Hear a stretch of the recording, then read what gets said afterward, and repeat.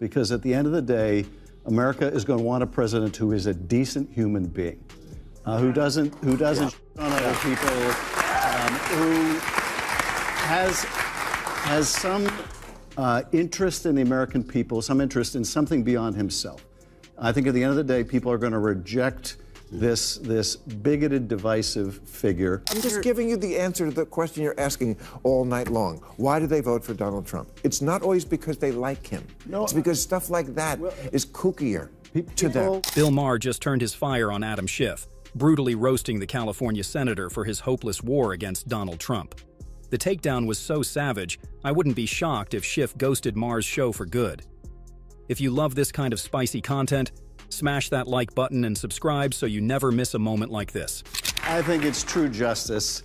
The only thing he cares about is himself and money, and going after the money is a way to bring about some real justice. Adam Schiff kicked off the evening with his usual barrage of attacks against Donald Trump, painting him as a self-absorbed narcissist who, in his words, cared little about anything or anyone beyond himself. Schiff doubled down, insisting that Trump was unequivocally guilty of the accusations stacked against him, and declaring he was wholly unfit to lead the country. With dramatic flair, Schiff portrayed Trump as a looming threat to democracy itself, warning that his return to power would spell disaster for the nation. It was classic Schiff, heavy on the accusations, light on the evidence, and loaded with political theater. But the worst was yet to come. Schiff made a statement that'll come back to haunt him. I don't share your pessimism about this or your pessimism about the general election.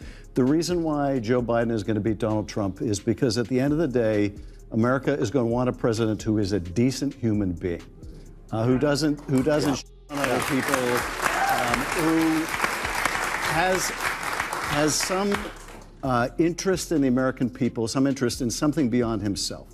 I think at the end of the day, people are going to reject this bigoted, divisive figure. Schiff continued his tirade against Donald Trump, hurling every insult he could think of in a desperate attempt to discredit him. But the part that's probably making Schiff squirm the most right now is his bold prediction that Joe Biden would easily win the election. Well, fast forward to today, and those words have spectacularly backfired because Donald Trump is now the president. Schiff's confident boasts have aged like milk, leaving him looking foolish and scrambling for excuses. It's a classic case of political karma playing out in real time, and watching it unfold has been nothing short of delicious. Meanwhile, Schiff's rant was clearly starting to wear on Bill Maher and Stephen A. Smith. Maher kept his cool, barely, but Stephen couldn't resist letting loose. And I'm just getting tired of seeing so much stuff targeted in his direction, but somehow, some way he still survives. I mean, we're talking about a situation where he's still going to be the GOP nominee. He's still going to be running for president. You're President Biden. That's the individual that you're going to have to beat. 4 indictments, 91 counts. They ain't even bringing up the bankruptcies, ain't even bringing up this particular issue with this civil case. And somehow, some way, he puts cats to shame because he clearly has more than 9 lives. I mean, come on. Even before Bill Maher takes the stage, Stephen A. Smith charges in, gloves off. He doesn't mince words, tearing into Adam Schiff and his political crew for their tireless, years-long mission to bring down Donald Trump. They've tried it all: media hit jobs, investigation after investigation, dredged-up controversies from ancient history, and over-the-top analogies to history's darkest figures. He's been called Hitler, smeared as a threat to democracy, and blamed for everything under the sun. Yet somehow, Trump hasn't just endured, he's flourished. Against every prediction, he's still here. Louder, bolder, more unshakable than ever. Trump remains the unsolvable puzzle that keeps the Democrats and their media allies up at night. Every time they claim victory, he comes back swinging harder. Whether you admire him or can't stand him, one thing's clear.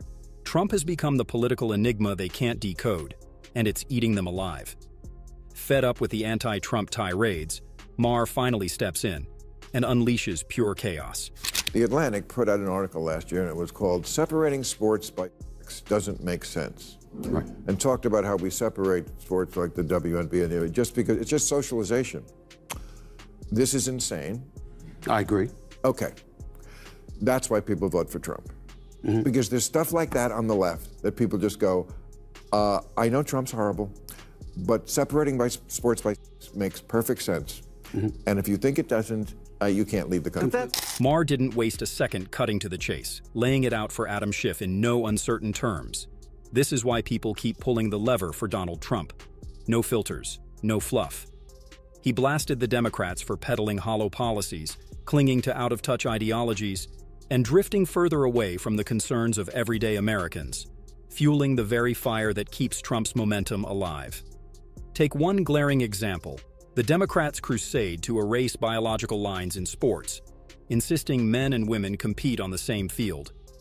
For many Americans, it wasn't just nonsense. It was a slap in the face to basic logic. But rather than pause and listen to the backlash, Democrats dug in, brushed off criticism as hate, and kept marching down the same road. Maher made it clear: this kind of ideological overreach doesn't inspire, it alienates. It doesn't rally support, it drives people away. And in doing so, it hands Trump a gift. Because when voters are forced to choose between ideological chaos and someone who, at the very least, seems grounded in reality, they're going to pick reality. Every time. I take the opposite view. I don't think he should have given the pardons at all. Really? No, I don't think he should have, and I was vocal about that at the time. Can you refuse a pardon? That's less clear because in the case of the January 6th committee, he pardoned essentially the whole committee. Wait, did Senator Adam Schiff just toss President Biden under the bus? Because it sure sounded that way. Schiff, a central player in the infamous January 6th committee, was conveniently handed a pardon, along with others on the panel that spent months assigning blame and declaring guilt over the Capitol riot. But here's the twist. If everything the committee did was on the level, if their findings were rock solid and justified, then why did Biden feel the need to hand out preemptive pardons at all? Now Schiff's out here downplaying the pardon like it wasn't needed, carefully implying Biden jumped the gun without saying it outright. Still, the message lands, loud and clear. In trying to save his own skin from the political blowback, Schiff ends up throwing shade on the very guy who gave him cover. It's textbook DC double-dealing. Accept the protection when it suits you, then act like it never happened when things heat up. Schiff may think he's threading the needle, but the cracks in the act are showing, and you can bet the Biden camp isn't thrilled with the optics. Bill Maher doesn't let it slide. He calls Schiff out and takes aim at the mainstream media too, for once again picking sides instead of reporting the truth. And so the FBI came in and arrested the judge. Now, I haven't heard that, maybe I'm wrong, but I don't think I've ever read arrested a judge. So is this significant? Well, I think... I'm not going to comment on something I don't know more about than what you've just told me. You read about it too? Yeah, I mean, I read about it, but I don't know. So you don't trust anything either, and you work for the New York Times. Well... Even Bret Stephens, yes, a columnist at the New York Times, can't bring himself to fully trust his own paper's reporting. Let that sink in. When someone inside the newsroom starts casting doubt on the headlines his own colleagues are writing, you know the rot runs deep. And that right there is why Trump, and millions of Americans, have turned their backs on legacy media and gone searching elsewhere for the truth. The hard truth? It feels like nearly every major news outlet in America has been hijacked, especially by the left. Once respected institutions that were supposed to speak truth to power now seem more focused on towing the party line than digging for facts. It's a tough pill to swallow. Journalism, once a pillar of democracy, now often feels like a stage for partisan performance. And every time another trusted name falters, another illusion shatters. It's confirmation for what many have suspected all along. If you really want the truth, you won't find it in the echo chambers of the establishment. You have to go beyond them. Catholic schools are popular now, even with people who aren't Catholic, because it's the last place you can send your kid to get an old school education. And they just tell the kids, forget about the Jesus stuff. Just, to them, that's okay indoctrination, as opposed to some of the other indoctrination that goes on. And also, the Catholics don't put up with bullshit. They take your phone, you have to learn your P's and Q's and your grammar and all this kind of stuff. And that's what I just don't understand, that parents don't have the whip hand anymore. Not that you should actually use a whip. We all remember when the unraveling truly began, when the Democrats went all in on woke ideology and tossed morality and basic common sense straight out the window. That's when the cultural fabric started to tear. Suddenly, kids were elevated to the status of mini adults, while parents, especially fathers, were cast as clueless relics from a bygone era. Turn on any family sitcom from the past decade, and the pattern's impossible to miss. The bumbling dad, the semi-capable mom, and the all-knowing, sarcastic kid who somehow schools them both. What started as subtle humor morphed into a full-blown message. Entertainment gave way to indoctrination.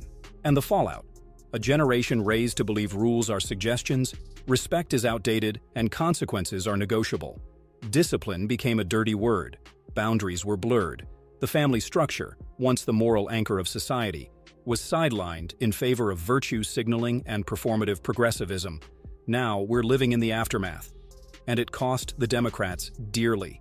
The loss of the 2024 elections didn't come out of nowhere. Just listen to what one of their own admitted in the run-up. It was a reckoning they never saw coming. I respect the fact that you don't share my pessimism. I truly do. I understand where you're coming from. But I think that's part of the problem. I think the Democratic Party should share my pessimism. I think they should be on high alert. I think they need to treat him with the seriousness that it deserves, because you having a lot of faith in the American people. The man did get over 74 million votes. You've got people that are looking at Joe Biden. I'm not going to call him a cognitive mess or anything like that. That's very disrespectful. I would never speak about our president that way. But when you're 82 years of age, it's not offensive to say you're no longer a spring chicken and you don't seem to have. Beyond their off-the-wall ideologies, Schiff and his allies spent years trying to sell the American people on a narrative that Joe Biden was mentally sharp enough to lead the country. Despite bipartisan concerns and increasingly visible signs of decline, they stuck to the script. They deflected, denied, and dismissed the obvious. They told us not to worry, but we should have.